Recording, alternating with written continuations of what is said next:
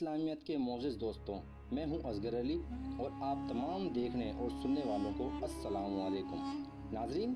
آج ہمارا موضوع فلسطین اسرائیل جنگ کے اصل مقاصد کے پیچھے چھپی ہوئی ایک وحشتناک کہانی ہے، جو ویسے تو کئی سال سے منظر عام پر ہے، لیکن اب بھی بہت سارے لوگ اس کے بارے میں نہیں جانتے۔ آج کی اس ویڈیو میں ہم آپ کو بتائیں گے کہ دراصل اسرائیل اس جنگ سے کون سا فائدہ اٹھانا چاہتا ہے، اور اس جنگ میں اسرائیل بھاری نقصانات برداشت کرنے کے باوجود بھی ابھی تک غزہ پر فل اسکیل حملہ کیوں نہیں کر رہا۔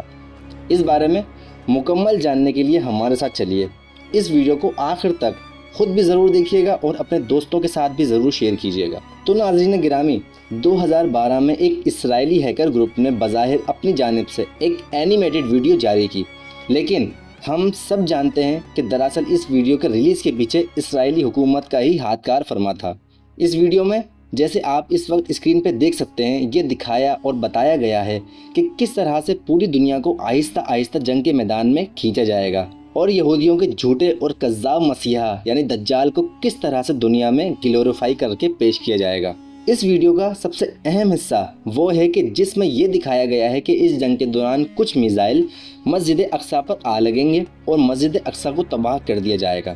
یہی اصل قصہ ہے اور اس لیے یہ جنگ چھیڑی گئی ہے۔ یہاں پر یہ سوال ضرور آپ لوگوں کے ذہن میں پیدا ہوا ہوگا کہ آخر اسرائیل خود پیش قدمی کرتے ہوئے مسجد اقصیٰ کو تباہ کیوں نہیں کرنا چاہتا۔ اس کی ایک بڑی وجہ یہ ہے کہ ایسا کرنے کی صورت میں پوری مسلم امت اسرائیل کے خلاف کھڑی ہو جائے گی، اور اس کھلی جارحیت پہ مغربی ممالک کے بھی اس کے خلاف ہونے کے چانسز ہوں گے، اور یہ چانسز صرف چانسز ہی نہیں ہوں گے بلکہ ایسا ہوگا بھی، کیونکہ دنیا بھر میں کسی بھی مذہبی عبادت گاہ پہ جان بوجھ کر حملہ کرنا اور اسے مسمار کر دینا کسی بھی طرح سے قبول نہیں سمجھا جائے گا۔ اسے باقاعدہ مسلمانوں کے خلاف طبلِ جنگ بجانا ہی سمجھا جائے گا۔ یہی وہ وجہ ہے کہ اس سے پہلے بھی اس مقصد کو پورا کرنے کے لیے اسرائیل بے شمار طریقوں پر غور کر چکا ہے تاکہ کسی بھی طرح سے مسجد اقصیٰ کو شہید کیا جا سکے اور اس جگہ پہ ہیکل سلیمانی کی تعمیر کی جا سکے، لیکن اب تک یہ ممکن نہیں ہو سکا۔ یہودیوں نے ماضی میں بڑی بڑی لمبی سرنگیں مسجد اقصیٰ کی بنیادوں کے نیچے بھی کھود رکھی ہیں تاکہ کسی طرح سے مسجد اقصیٰ کی بنیادیں کھوکھلی کر دی جائیں اور وہ خود بخود ہی مسمار ہو جائے تاکہ یہ قدرتی حادثہ سا لگے۔ یہاں تک غور کیا گیا ہے کہ اگر زیر زمین پوشیدہ طور پر کوئی ایسا جوہری دھماکہ کیا جائے کہ جس میں صرف مسجد اقصیٰ ہی ملیامٹ ہو، لیکن اس میں یہ نقصان سامنے آیا کہ ایسا کرنے کی صورت میں اس کے پاس کے علاقے تو ضرور متاثر ہوں گے،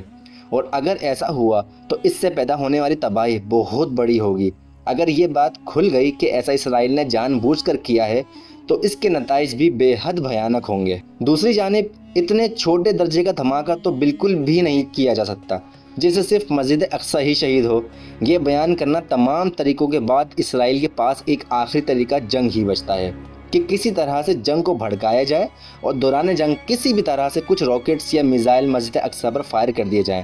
اور اس کی کوشش یہی ہوگی کہ راکٹس اور میزائل کو بھی کسی طرح سے کسی مسلم تنظیم کے ساتھ جوڑا جا سکے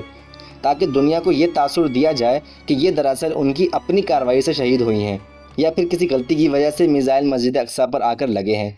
یہی ایک واحد طریقہ ہے جس کی مدد سے اسرائیل پوری دنیا کی ناراضگی سے بچ سکتا ہے اور اپنے مذموم مقاصد کو پورا کرتے ہوئے مسجد اقصیٰ کو شہید کر کے اس کی جگہ پر ہیکل سلیمانی کو تعمیر کر سکتا ہے۔ ناظرین، آپ نے حالیہ فلسطین اسرائیل جنگ میں نوٹ کیا ہوگا کہ اب تک فلسطینی سرزمین پر جس شدت سے آپریشن جاری ہے اور تقریباً 6000 بم غزہ کی پٹی پر برسائے جا چکے ہیں، لیکن ساتھ ساتھ اسرائیلی زمین طور پر بھی پیش قدمی کی تیاری کر رہا ہے۔ اس دوران لبنانی تنظیم حزب اللہ اور اس کے ساتھ ساتھ عراق اور شام میں موجود پرو ایرانی پروکسیز یعنی ایرانی ملیشیا تنظیمیں، جن میں زبیون اور فاطمیون جیسی تنظیمیں شامل ہیں،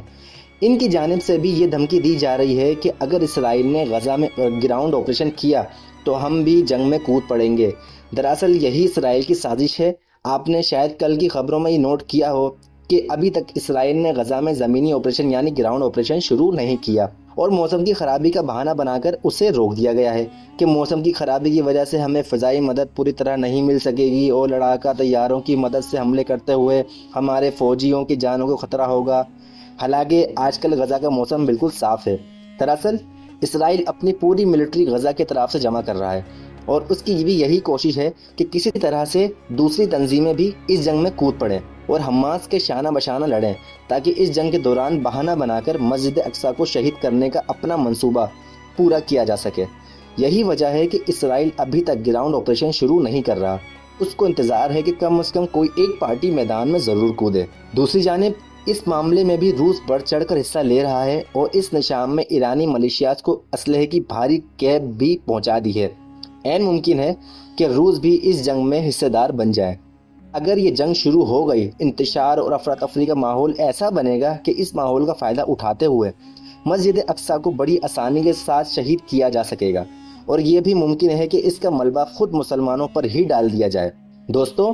یہودی عقائد کے مطابق ان کے عروج کی تمام نشانیاں پوری ہو چکی ہیں، اور اس کے ساتھ ساتھ ان کے دیگر جادوگر اور شیطانی عامل بھی تیار ہیں۔ صرف ایک مرحلہ باقی رہ گیا ہے، اور وہ ہے مسجد اقصیٰ کی جگہ پر ہیکل سلیمانی کی تعمیر ہو، اور ان کے عقیدے کے مطابق جب تک یہ نہیں ہوگا ان کا مسیحا یعنی دجال تب تک ظاہر نہیں ہوگا، اور ان کا یہ عقیدہ بھی ہے کہ جب تک دجال ظاہر نہیں ہوتا تب تک ہم پوری دنیا پر قبضہ نہیں کر سکیں گے اور نہ ہی ہماری حکومت قائم ہوگی۔ دراصل یہ ساری کی ساری تیاریاں دجال کی آمد کے لیے ہی کی جا رہی ہیں، اور اس لیے اس بار اسرائیل نے حماس کی پیش قدمی کو جواز بناتے ہوئے بہت بڑی جنگ کا اعلان کیا ہے، کیونکہ ان کے مذہبی حلقوں کی جانب سے اسرائیلی حکومت پہ یہی دباؤ جاری تھا کہ اس جنگ کو کم از کم جلد از جلد شروع کیا جائے، کیونکہ ان کے عقائد کے مطابق ان کے پاس اس کام کے لیے بہت کم وقت رہ گیا ہے،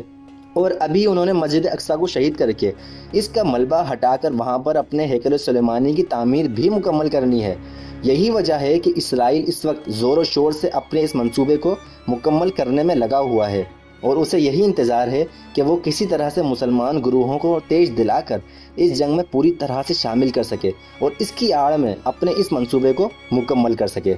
پیارے ساتھیوں، اگر لبنان سے حزب اللہ، عراق و شام سے ایرانی ملیشیا اس جنگ میں کودتے ہیں تو لازماً روس بھی اس جنگ میں کود پڑے گا، اور دیگر روس کا بہانہ بناتے ہوئے امریکہ، برطانیہ اور دیگر مغربی ممالک جو اسرائیل کی حمایت پر کمر بستہ ہیں وہ بھی اس جنگ میں شامل ہو جائیں گے۔ دوسری جانب دیگر مسلمان ممالک بھی خاموش نہیں بیٹھیں گے، اور بہت زیادہ چانسز ہیں کہ سعودی عرب، مصر اور ترکی بھی اس جنگ میں شامل ہو جائیں۔ اس پوری جنگ میں جو غزہ کی پٹی کے اس پاس لڑی جائے گی اس میں بہت بڑی افراتفری کا ماحول پیدا ہوگا، جس سے آپ آسانی سے اندازہ لگا سکتے ہیں کہ اس دوران مسجد اقصیٰ کو میزائل حملے سے شہید کرنا کس قدر آسان ہوگا، جبکہ اس پورے عرصے کے دوران یعنی تقریباً 6 سے 7 دنوں کی جنگ میں اسرائیل غزہ میں تقریباً 900 مساجد شہید کر چکا ہے۔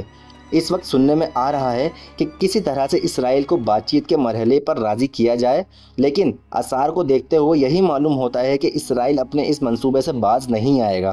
اس وقت مختلف ممالک کوشش کر رہے ہیں کہ اسرائیل کو مذاکرات کی میز پر لا کر اس سے صلح کا کوئی معاہدہ کیا جائے، اسے مجبور کیا جائے کہ وہ 1967 کی سرحدوں میں واپس چلا جائے۔ ان تمام مذاکرات کا کیا نتیجہ نکلے گا یہ تو آنے والا وقت ہی بتائے گا۔ اللہ سے دعا ہے کہ وہ ہم مسلمانوں کے حال پر رحم فرمائے اور ہم پہ اپنی رحمت کا نزول فرمائے۔ آمین ثم آمین۔